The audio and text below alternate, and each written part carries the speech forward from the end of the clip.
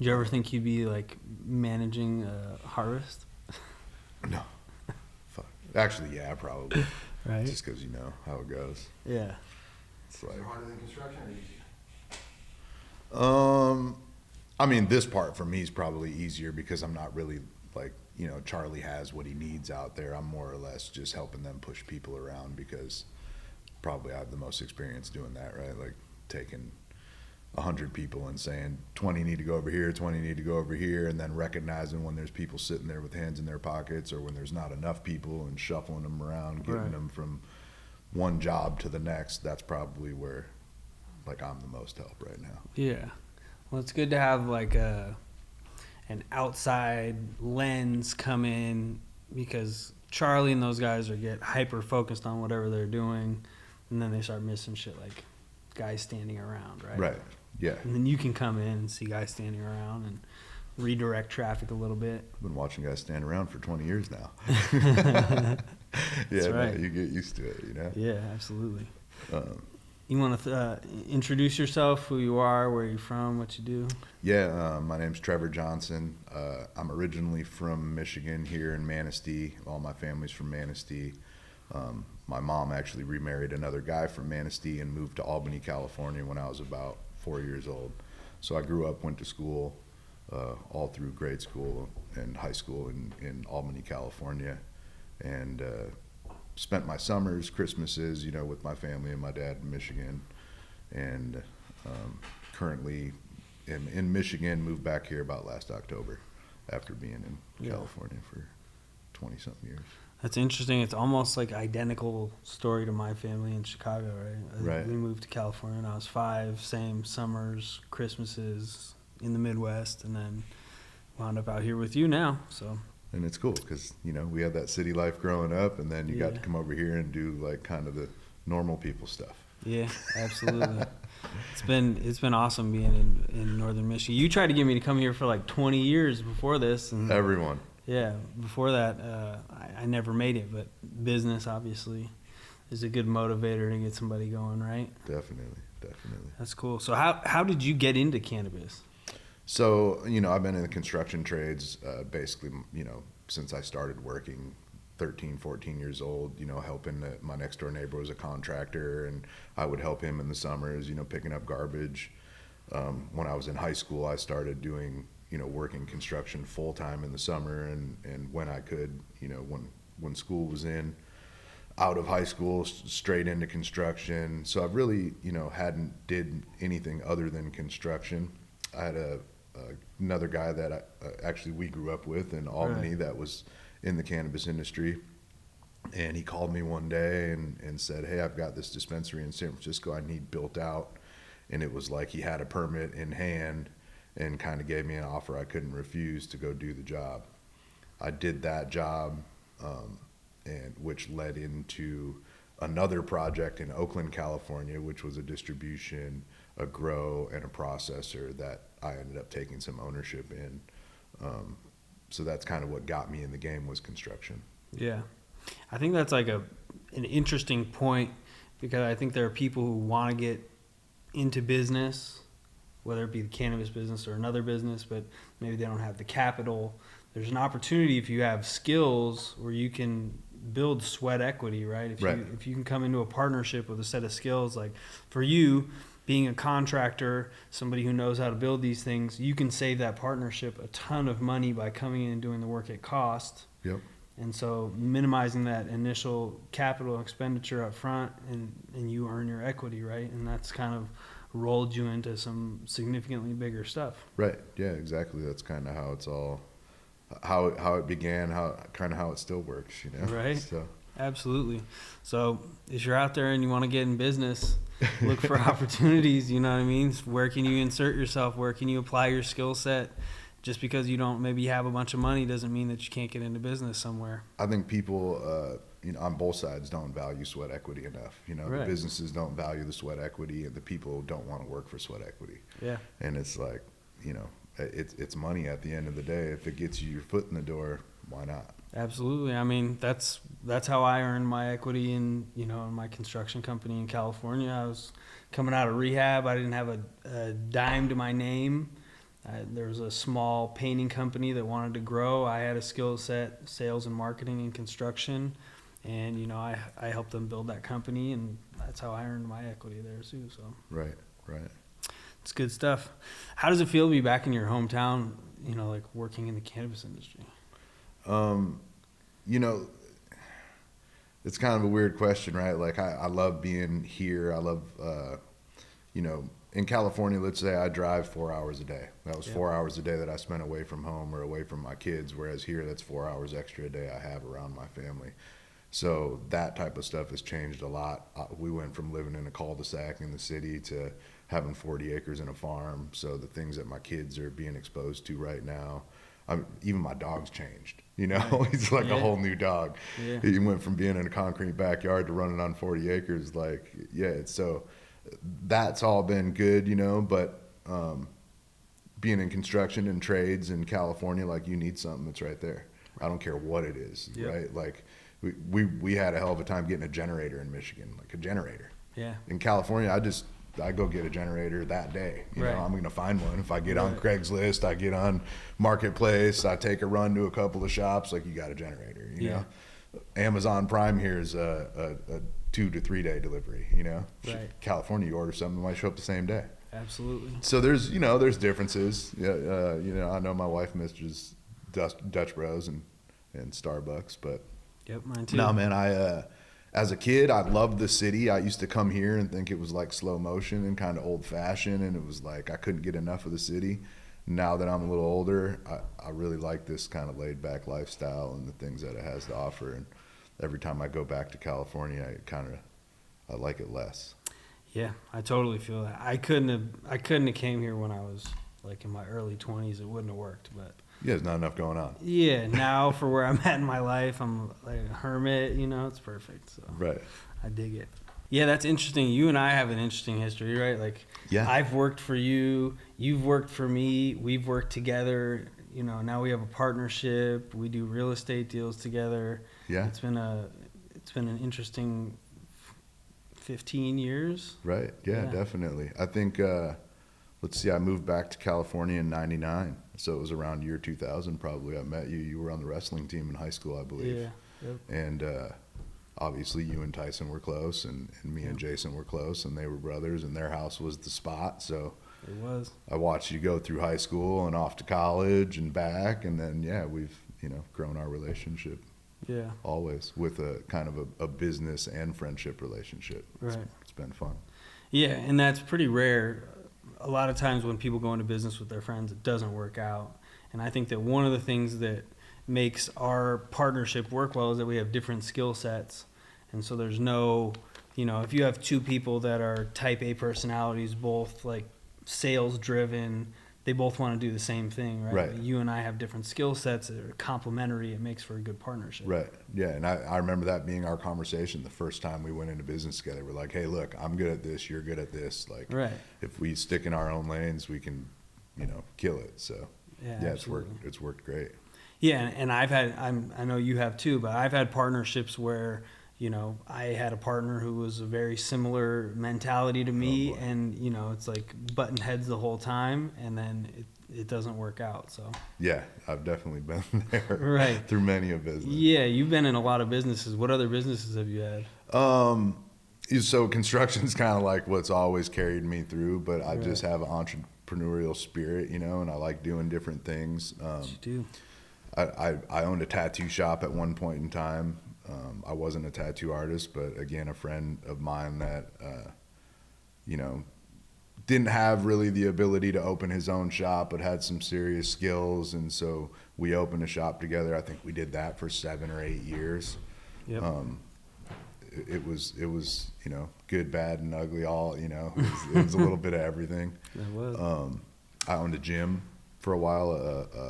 I guess that was another 7-year project, but yeah, I owned a MMA and fitness gym in Berkeley, with Tyson Griffin, the ex-UFC fighter. That kind of got, you know, to the end as once COVID hit and they had closed everything down. I think we sat there for about a year empty and then finally shuttered the business. What else? I've done a lot of promoting. as far as like fights and management of fighters. I've traveled all over the world, managing UFC fighters, Bellator fighters. We threw our own promotion right in Richmond on the Bay in California. I think you might have came to one or two of them. I've come to all your businesses. Yeah. So I got all the tattoos and been punched in the face at your gym, right. Been to your fights. So. Yeah, so we did the promotion. That was a lot of fun, but not, there's no business I don't think you're really going to make money in, right. But it was a lot of fun, Yeah. But yeah, everything kind of leads back to construction, and now, bringing my construction skill into cannabis has been like a good crossover. Yeah. It's construction was starting to get a little bit old for me because I've done it for so long, and now it's kind of, sparked that interest again because you're right. doing other stuff and, kind of different type of construction that I was traditionally doing, coming from like residential home building, and now doing these big, wild, commercial build outs, industrial build outs, grow rooms, processors, and then watching retail is, just building that vision. It's kind of cool. Right. And I think that's been a competitive advantage for us, because if you're a cannabis company and you go out and get bids from contractors, you get charged cannabis tax, right? Right, yeah. And we're over here building on the cheap because we just went out and hired guys. You're running them. And right. We've had a crew of guys who have been working now since like 2020 pretty much. Yeah. Right? Because I think we were just talking about it the other day, February of 2020 or something. February 2020. That's a long time. And like, continuously building, right? Right, yeah. We're still building right here in Arthur, right? Yeah, it's been pretty cool. I think a lot of the things that you have done, I think everything that we do, right, contributes to who we are and what we're doing, but like your experience with Conquer really showed through when we did Smoke on the Water, right? We did our first consumption event down here at First Street Beach. You weren't really involved in the planning, unfortunately, kind of minimally, but then like when the event came around, you like stepped up and took charge and ran it, and then obviously I think you're going to take charge of the whole thing for 2023, hopefully. Yeah, that'd be great. Our marketing guy, Darren, actually did Conquer with me as well. Right. So, like, we got towards the end of the Smoke on the Water, and we looked at each other. We're like, dude, we got to do this. Like, make sure everything happens the way it needs to happen. There's a lot that goes into throwing an event, and I think people get caught up in, like, one little piece of the event, right. And then they forget about all these other little, whether it be how you're taking payment, how you're letting people in, anything, from a ribbon to chairs to tables to right. fencing to porta potties. There's just like so many pieces to one little tiny event that, other people walk up, it's just a tent. Right. It's a tent with some tables in it. Right. Yeah. There's a million pieces to it. So yeah, that's been, having Darren help me on that was great. And we're looking forward to this next one, hoping to kind of step it up a level, maybe, bring in a little higher level performers and up the area, and maybe some of the stuff that we can do along with it. Yeah, I think that's a great idea. I'm really looking forward to it. I'm looking forward to you taking charge of that thing and seeing what you can do, because Conquer was really impressive. That was like an absolutely professional grade event that went off. I mean, you had pay-per-view, like the whole deal. It was super professional. So if you can do a cannabis event like that, I think it's a winner. Right. People are going to have a great time. Yeah, I think so. Yeah, I think there's a lot of different things you could do with an event like that. I mean, your possibilities are unlimited. They've got this new jiu-jitsu thing, high rollers. It's not really new. They've been around for about a year or so now, but I mean, that's huge. You've got the best jiu-jitsu competitors in the world. It's called High Rollers BJJ. They sit on the mat, smoke a joint, and then battle it out or whatever. Right. It's like, but so I mean, yeah, what could you do? You could kind of go anywhere with it. Cannabis has been big in jiu-jitsu for a long time, right? Yeah, I think it seems like a lot of those guys are into cannabis, and it's a trip because all the time I spent in Brazil, they're a country that's really against cannabis. Right. You might as well be like a heroin addict if you're smoking a joint over there. But then when we started getting into jiu-jitsu, it was like every jiu-jitsu dude I met smoked weed, but they were super secretive about it, right. They would change their shirt to smoke a joint, and it's like, and then now knowing that community, they're all smokers. The whole fight community seems like smokers as well, people are even seeing that with like Mike Tyson now, but I mean, I think fight people have notoriously smoked, athletes in general, they're sore, they're stressed, that travel a lot, you know, they want to wind down. It makes sense. Absolute sense. I mean, I really think that it should be legal in all sports, right? Because the alternative is opiates, and we know what that does. Right, exactly. Yeah. It's a nasty road to go down. One of the things that I really appreciate about you is that you really maintain calm under pressure. And I might tend to like get flustered and blow up and yell at somebody or something like that, whereas you can really keep your cool. You rarely say things that are out of pocket. Where does that calm come from? It's funny to hear that because I always had the worst attitude. You know? It's like, no, I don't know. I think part of it's just like getting older, man, getting wiser. I think before I used to probably lash out or say whatever I wanted, you know, ask someone to work construction for me 15 years ago, and they probably wouldn't have the same opinion. But I've noticed that in myself, and I think it's just something that I've worked on, is trying to take a calmer approach, trying to process things before really going off on it. And then really I always try to step back and make sure that I don't say something or send a message to something that like I might regret later, you know? So I might even type a message, and the next time I go to message someone, it's still sitting there because I never pressed send, you know? And I'm like, oh man, I'm glad I didn't press send, because maybe the next conversation I have with that same person was a great conversation, you know? So yeah, I think I just I'm a little bit older, a little bit wiser, man, trying to take it easy a little bit. That's good. So there's hope. Yeah. All right. 7 years and I'll be calmer. That's great. Anything that you're really looking forward to in 2023 for the business? Oh man, I think just continued growth. I think the possibilities are endless, you know? I mean, the market's evolving so fast and changing that we got to figure out exactly what it's going to be next year, but you know, I'm excited for the growth. I think that we have a lot of room for growth with the indoors coming online. Our outdoor farm obviously has tons of expansion capabilities, not only for outdoor cultivation, but as far as processing as well. So I'm just excited for the opportunities that we have. We are, already have those places, just a matter of kind of, picking our expansion and moving on them. Absolutely. One of the partnerships that you brought in recently was from Humboldt Terp Council, which is something that I'm really excited about. Yeah, definitely. One of the guys over there, when I had the distribution in California in 2017, when California went rec, I actually had their first product to hit the legal market, right? I brought it in through my distro, and we got robbed like 3 days later, and they got took for everything, right? And I remember having to call the guy and being like, hey, all that stuff you left me the day before yesterday, like we got robbed last night and it's all gone. And they're a well-established cannabis guys, and they're really good people and stuff. And man, I felt terrible. I didn't sleep for like weeks, just thinking of like what was going to happen. And at the end, it all worked out, and I paid him every dollar that worth of the product that he brought me, and I think that solidified our friendship and our relationship. And so we've always kept in touch, talked to each other, sent messages to each other, just, encouraging each other in the business as we're watching each other grow. And, recently, 6 months, last year, we've started talking about the efforts we're making here in Michigan, and maybe what he could help contribute to that and kind of take us to the next level. And that's what we're doing now. And I think in a short amount of time, we'll have products that we're willing to compete with anyone in the state at. Yeah, I'm really excited to see the live products that are coming out of that facility. Like some of the stuff that it looks wild. Yeah, this Factor brand is going to be amazing. I mean, people should look out for it. Yeah, absolutely. So we do have a new brand dropping. It's called Factor. It's all high-end live products. Yep, we're gonna have live resin pucks. We'll have live resin carts.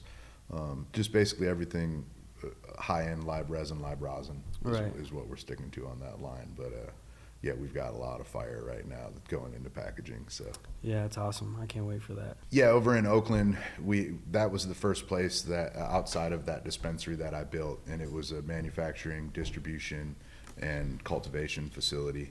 And we were in the building stages of it. We had the building, we were working, like our lab was storage containers inside the building. We had storage containers that held our product.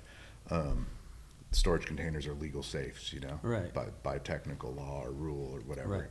So anyways, we had operated there for 6 or 8 months. We were operating off of a generator, running all through the night. We're in an industrial area that's surrounded by residential, and it's ghetto, like, as ghetto as anyone watching this podcast can imagine, right? Yep. Like 98th, no good. Right. So one morning we come into work and there's just stuff everywhere, like garbage. We're like, man, that's kind of weird. Like, what's going on? Then we realized we had been robbed. We went to the footage. Somehow, the police never responded. They had all these calls about, the alarms and this and that. They never even responded. The dudes actually robbed the place for like 5 hours, right? And at the time, like, we didn't have much. There was Humboldt Terp Council. There was Steezy, which was we had also brought Steezy into the legal market at that time through JBTB, and we had containers full. These guys for 5 hours, it was like a wagon train, right? They'd pull up cars, fill the whole car trunk inside, and they'd leave. The same car would be back in like 4 or 5 minutes. Yeah. So they were driving like a block to drop the stuff off, right? And but yeah, so they got us for like, everything. It was crazy. We all cried and like, watched a bunch of grown men cry and kick stuff and scream, and there was really nothing we could do. We just started over again. It was trippy, man. The police, I think, showed up 4 days later. They sent like a meter maid out, right? That's to crazy. Come do the police report. And for $1 million robbery. Yeah, she shows up and I'm like, oh, she's like, yeah, I'm here to take the report. And I'm like, okay, well, are you going to send anyone out to fingerprint? Like, we had people like gleaning on glass walls with fingerprints. Yeah. Like, did she drive the little 3-wheel cart up? No, she came in like a Ford Taurus or something, didn't have a gun, like, no nothing. So then they like brought out like cadets, like these kids to come do all the fingerprinting and like the stuff. It was hilarious. Like, basically they didn't give a shit. I don't even know if we ever got like a police report for it. I don't think that they and at the time there was like a ton of those happening. I mean, they were like breaking into all the grows and the distros and the dispensaries around. That's like one of the things about, the state putting all these addresses on a database, record, right? Yeah. It's like these guys can go on there and go, oh, there's a grow right here, there's a grow right there. And like in our case, it was neighborhood guys. I found these dudes on Instagram like within 24 hours, just searching neighborhood, like the local neighborhoods. Oh, there's that guy. There was 50 of them, I spotted 20 off of Instagram. Yeah. It's like, whatever. They got $1 million worth of goods, It's just crazy to me because we've had the same thing happen here, right? We've had one of our stores has been robbed twice. Nobody's ever been caught for it. The police don't seem like they're particularly interested in, like, we might call them with a tip.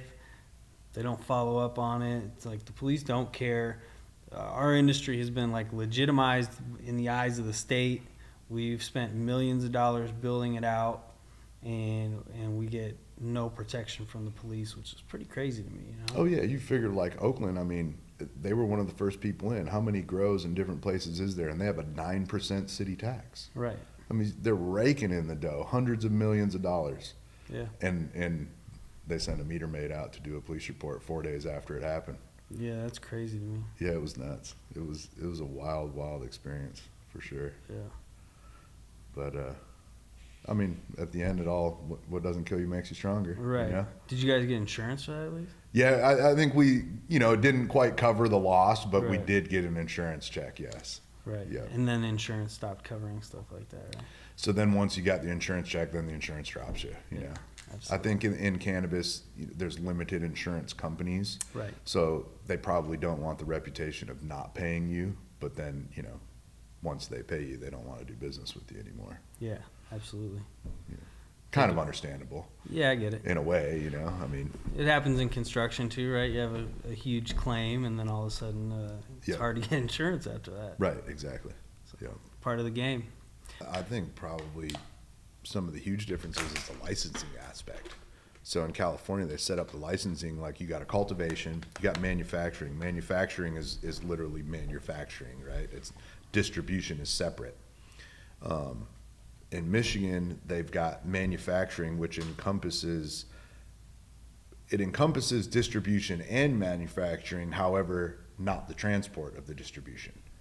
So now they have a transport license, right? Whereas in California, your distribution license allow you to transport. So I think that's probably the biggest difference, is that difference in licensing and how much it affects you getting your products out to stores. You know, in California, you're running a you've got your own logistics company basically going.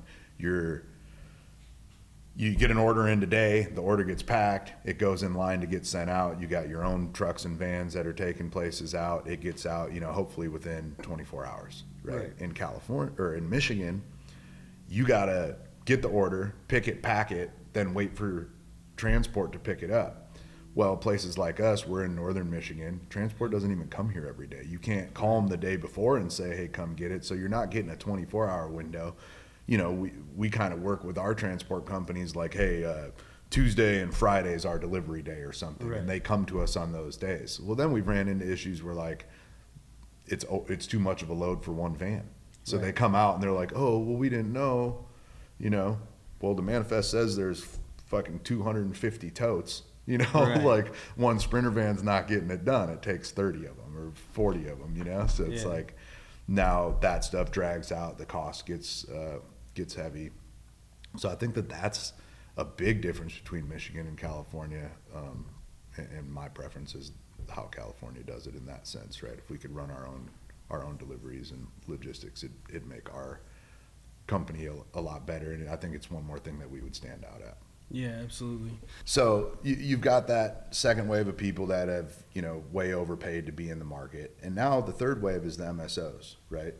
So the MSOs are now coming along and they're picking up both the first wave and the second wave's leftovers, or their failed ventures. And they're picking them up at, you know, a quarter of the cost that these other people put into it. Well, that does a couple of things. It puts them in at cheaper than everyone else. They've already got the money anyways to put into the business. And then it takes those people and pushes them out of the business because they already lost. They went from whatever they had, they got a 25% return on it, and they're, you know, and so then I think that drives the panic, right? Which makes the first and second wave people go, fuck, I need to get rid of mine now. Like, so they start just fire sailing, right? They're going, and so everyone's looking at these MSOs like they've got all the money. They're the people I need. Like, if I don't have them, how am I going to survive? So they're going to them and they're fire sailing to them. They're basically trying to give their companies away so that they can ride the coattails of this MSO instead of going out of business. So I think that, you know, in that process, it's taken our market and went from, you know, which was a really good market in Michigan compared to California, and dropped it literally to the equal of California in a matter of, you know, a year, 8 months. I don't know when it was like a year. But it has gone fast. I mean, once caregiver was over, the market just took a nosedive. Yeah. I think the established caregiver market also probably plays a part, right? They had a very well established caregiver market here. Yeah, I think Michigan is one of those, they try to be a legacy state, you know. It's like the caregiver market is still there today, strong. That's driving prices down. But at the end of the day, I mean, even a caregiver, who the hell can grow $500 pounds?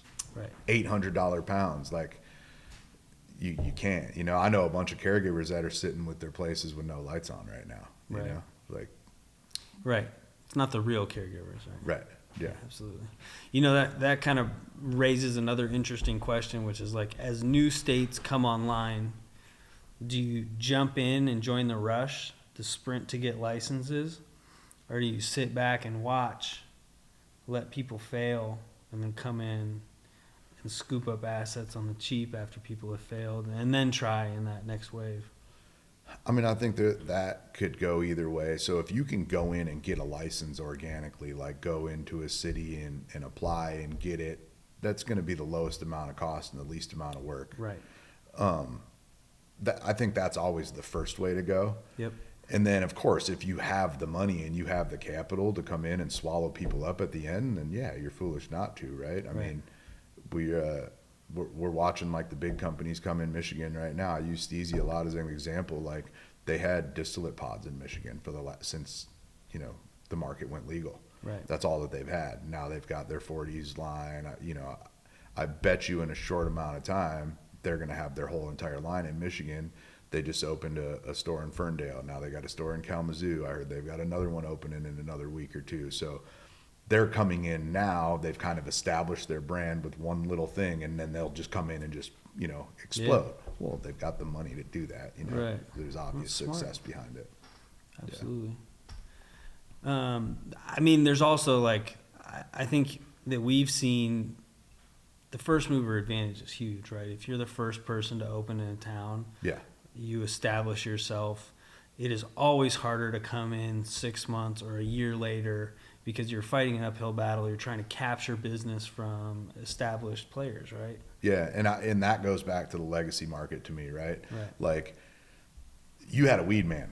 Like, right. I had weed man. My weed man was my weed man. I didn't call another weed man. Like, my weed guy, the only time I called a different guy was when my guy was somewhere that I couldn't get weed from him. Right. Camping. Right. Like, if you had to be somewhere good, you know, but like, you go to your weed man. If you're happy with your weed man, people don't go out and have 7 different people they buy weed from. They usually buy weed from one guy, maybe 2 guys. Absolutely. You know? And so I think with the store, it's the exact same thing. They go there. You're the first to the market. You get that person in there. If they find something they like and they're comfortable, why go to the other place? They already like you. Right.